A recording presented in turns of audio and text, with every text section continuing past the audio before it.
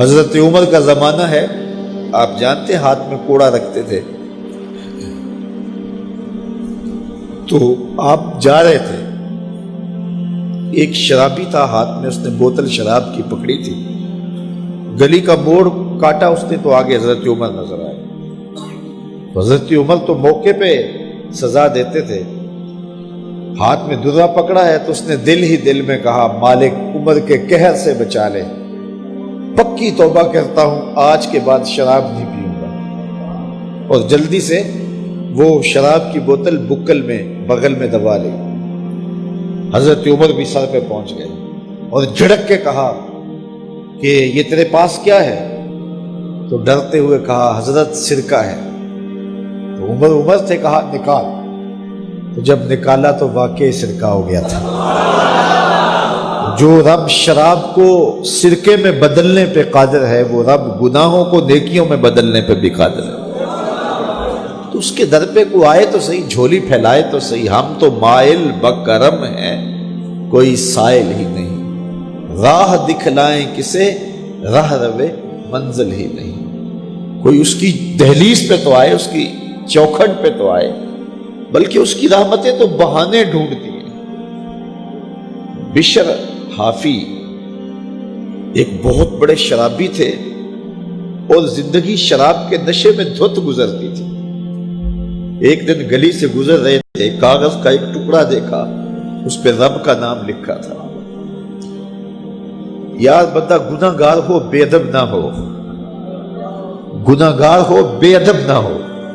تو کاغذ کے ٹکڑے پہ رب کا نام لکھا تھا، اس کو اٹھایا، چوما، صاف کیا، خوشبو لگائی اور اونچی جگہ پہ رکھ دیا کہ یہ میرے رب کا نام ہے، اور شراب پینے پھر میخانے میں چلے گئے۔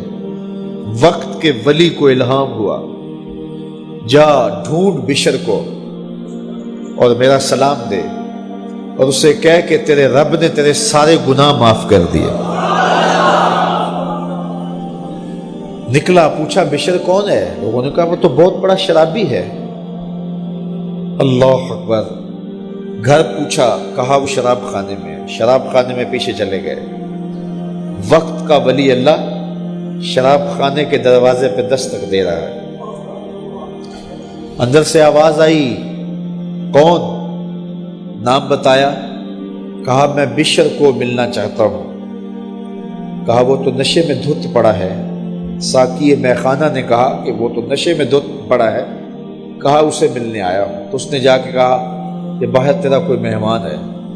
تو بشر نشے میں ہی ڈولتا ہوا ننگے پاؤں دروازے پہ آیا، اللہ کا ولی کھڑا تھا، کہا کہ تیرے رب نے تجھے سلام بھیجا ہے، تو نے اس کے نام کی قدر کی تھی اور اس نے تیرے سارے گناہ معاف کر دیے۔